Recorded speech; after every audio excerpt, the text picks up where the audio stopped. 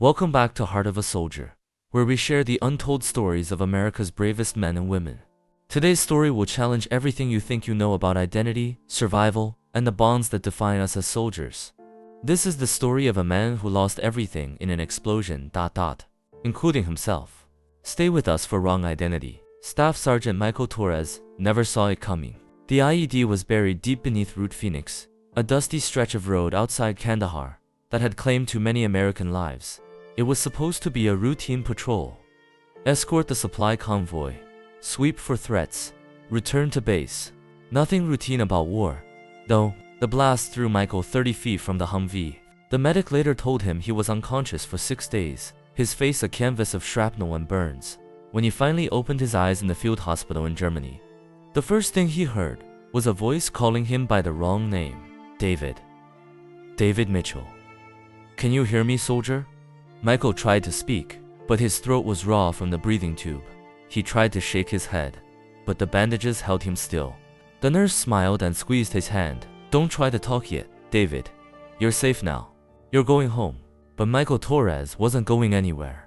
According to every piece of paper, every medical chart, every official record, David Mitchell was the one lying in that hospital bed. And Michael Torres, he was listed as KIA, killed in action. 3 weeks into his recovery, Michael finally convinced the doctor to listen. His voice was still hoarse from the injuries, but he managed to whisper the truth. "I'm not David Mitchell. I'm Michael Torres." Dr. Sarah Chen frowned at his chart. "Son, you've been through severe trauma.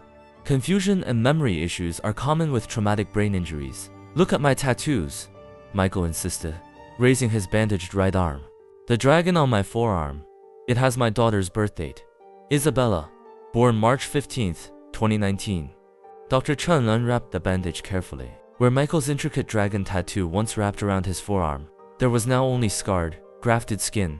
The explosion had burned away most of his identifying marks, and the skin grafts had covered the rest. "I had a tattoo of a cross on my chest," Michael continued desperately, "and Maria's name, my wife, on my left shoulder blade." Every tattoo he described was gone, burned away or surgically removed during the life-saving procedures. The only marking left was a small anchor tattoo behind his right ear, something he'd gotten drunk one night in boot camp and barely remembered. But it wasn't in David Mitchell's medical records. "Mr. Mitchell," Dr. Chen said gently, "David Mitchell's family has been contacted. His wife Sarah is flying in from Fort Campbell. His parents from Iowa. These people know you." But they didn't know Michael Torres. And without his face, without his tattoos, without any way to prove who he was, Michael was trapped in David Mitchell's life. Sarah Mitchell arrived on a Tuesday morning in October. Michael heard her crying in the hallway before she entered his room. When she saw him bandaged, scarred, barely recognizable as human, she broke down completely. "Oh God, David. What did they do to you?" Michael stared at this stranger who believed she was his wife. Sarah Mitchell was blonde, petite, nothing like his Maria with her dark hair and fierce brown eyes. She held his hand and spoke about their life together, a life that belonged to a dead man. "The doctors say you might not remember everything at first," Sarah whispered, "but I brought photos of our wedding, our house in Kentucky, our dog Ranger." Michael looked at the photos of David Mitchell's life. There was the real David, tall, fair-haired, nothing like Michael's stocky build and dark features. But the explosion had changed everything. The burns, the reconstructive surgery, the weight loss. He could pass for David Mitchell now. "I know this is hard," Sarah continued, "but I'm here. I'll help you remember." That night, alone in his hospital room, Michael faced an impossible choice. He could keep fighting for his true identity, knowing he had no proof, no way to convince anyone. His own family thought he was dead. They'd probably already held his funeral, or he could become David Mitchell. Take this man's life, his loving wife, his clean record, his family that wanted him home. The devil's bargain was this. David Mitchell was going home to a hero's welcome and full benefits. Michael Torres was officially dead, his benefits going to a family that could never claim them without him. Michael chose to become David Mitchell. For 6 months, he studied every photo Sarah brought, memorized stories she told, learned to respond to the name David. The real David had been a good soldier, a good husband. It should have been easy to slip into his life. But every morning, Michael woke up knowing he was living a lie. The hardest part wasn't fooling Sarah or David's parents. It was the moments when his real memories bled through. When Sarah made dinner, and he instinctively looked for the hot sauce that Maria always kept on the table. When she put on music and it wasn't the Spanish guitar that Isabella loved to dance to. You seem different, Sarah told him one evening as they sat on the porch of David's house in Kentucky. The doctor said you might change. But sometimes I feel like I'm living with a stranger. She was. But Michael had practiced this conversation. The explosion changed me, he said. I'm not the same person who left for Afghanistan. Sarah nodded, accepting this truth that was both a lie and more honest than anything else he could tell her. But late at night, when Sarah slept beside him in David Mitchell's bed, Michael would trace the small anchor tattoo behind his ear, the only proof left of who he really was. 8 months into his new life as David Mitchell, Michael's world shattered with a single phone call. David.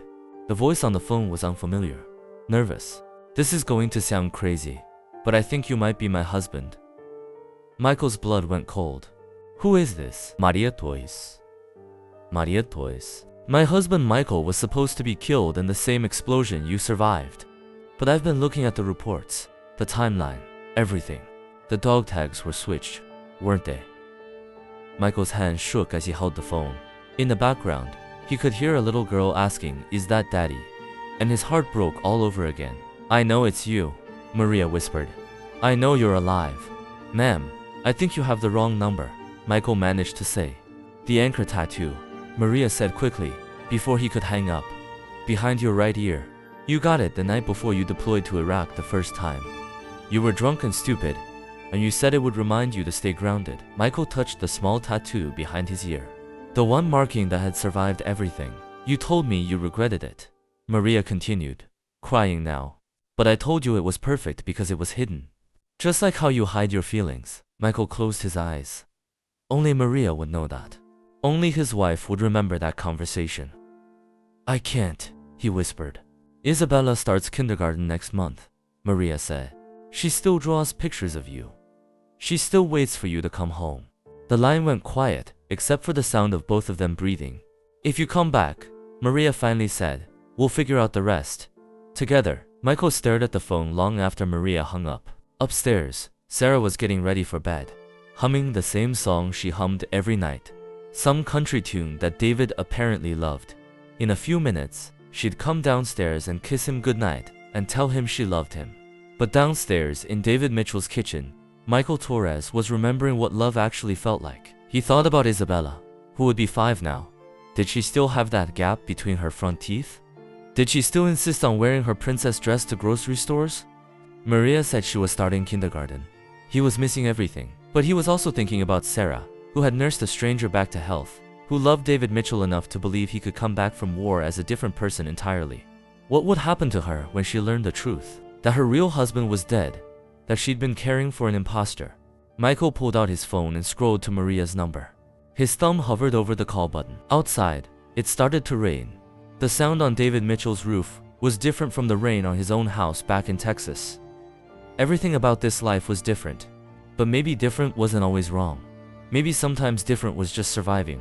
He put the phone away and went upstairs to Sarah. Everything okay? She asked, looking up from her book. Michael looked at this woman who had saved his life simply by believing in it. Yeah, he said. Everything's okay. But he kept Maria's number in his phone, just in case. 2 weeks later, Maria Torres showed up at David Mitchell's front door. Michael was at the VA hospital for a checkup when she arrived. Sarah answered the door to find a woman with dark hair and fierce brown eyes, holding the hand of a little girl with pigtails. I'm looking for my husband, Maria said simply. Sarah's world tilted. I'm sorry. There must be some mistake. No mistake. Maria held up a photo. Michael in his army uniform, the same face that looked back at Sarah every morning, before the explosion changed everything. This is Staff Sergeant Michael Torres. He was reported killed in Afghanistan, but he's not dead. He's living here. With you. Isabella tugged on her mother's hand. Is Daddy here? Sarah looked down at the little girl, then back at Maria. Something in her chest cracked open. This woman wasn't lying. The resemblance was there, even after all the reconstructive surgery. And the way she said his name, ... He's at the hospital, Sarah heard herself say. He'll be back in an hour. Maria nodded. We'll wait. They sat in David Mitchell's living room. 2 wives, 1 daughter, and the ghost of a dead soldier hanging between them. Isabella played quietly with toys she brought. occasionally looking up at Sarah with curious eyes. "How long have you known?" Sarah finally asked. "Since the beginning," Maria admitted. Something was wrong with the reports. The timeline didn't match. And Michael had this habit of tapping his fingers when he was nervous. 3 taps. Always 3. David does it too, Sarah remembered. The finger tapping had started after he came home from the hospital. 3 taps on his knee, on the table, on the steering wheel. She thought it was trauma. When Michael's truck pulled into the driveway, both women went quiet. Through the window, Sarah watched her husband, whoever he was, sit in the driver's seat for a long moment before getting out. He walked up the front steps like a man going to his execution. Michael opened the front door and saw his 2 lives colliding. Isabella looked up from her toys and whispered, "Daddy." Sarah stood by the window, tears in her eyes. "Tell me the truth," she said. "All of it." Maria rose from the couch slowly, as if approaching a wounded animal. "Hello, Michael." For 8 months, Michael had practiced being David Mitchell. But standing in that living room, looking at his daughter's face, hearing his real name spoken by the woman who loved him, he couldn't pretend anymore. "I'm sorry," he said to Sarah first. "I'm so sorry." Sarah nodded, wiping her eyes. "David's really dead, isn't he?" "Yes, and you're Staff Sergeant Michael Torres, 82nd Airborne." He looked at Isabella, who was staring at him with wide eyes. "I'm Isabella's daddy." The little girl ran to him then, wrapping her arms around his legs. Michael knelt down and held her, breathing in the scent of her hair, feeling her small hands pat his scarred face. "I knew it was you," she whispered. "Mommy said you might look different, but I knew." Over Isabella's head, Michael met Sarah's eyes. "I never meant for this to happen." The dog tags got switched in the explosion. When I woke up, everyone thought I was David. And I couldn't prove I wasn't. "The tattoos," Maria said softly. "They were all gone." Michael nodded. "Everything that proved who I was got burned away. Except this." He touched the small anchor behind his ear. Sarah stepped forward. "I felt it," she said quietly, "when I kissed you goodnight. I thought it was new scar tissue. But it's a tattoo, isn't it?" "Yeah." Sarah looked at Maria, then at Isabella, then back at Michael. 8 months, she said. 8 months. I've been married to a dead man's ghost." The words hung in the air like smoke. The human heart is capable of extraordinary things. It can love a stranger wearing the face of someone lost. It can carry the weight of impossible choices. It can break and heal and break again, and somehow keep beating. Staff Sergeant Michael Torres eventually returned to his real life, his real family. The military sorted out the paperwork, the benefits, the official records. David Mitchell was laid to rest with full honors, and his family learned to grieve all over again. But some stories don't have clean endings. Some choices leave scars that never fully heal. Sarah Mitchell had loved a ghost for 8 months, and Maria Torres had mourned a living man for the same time. Both women had learned that love isn't always about knowing someone completely. Sometimes it's about choosing to love them anyway. As for Michael, he learned that identity isn't just about the name you carry or the face you wear. It's about the people who know your heart, even when everything else has been burned away. This has been Heart of a Soldier. Thank you for listening to these stories of courage, sacrifice, and the complicated truth of what it means to serve. Until next time, remember, every soldier carries more than just their weapon. They carry the weight of who they are and who they're fighting to protect. We'll see you in the next episode.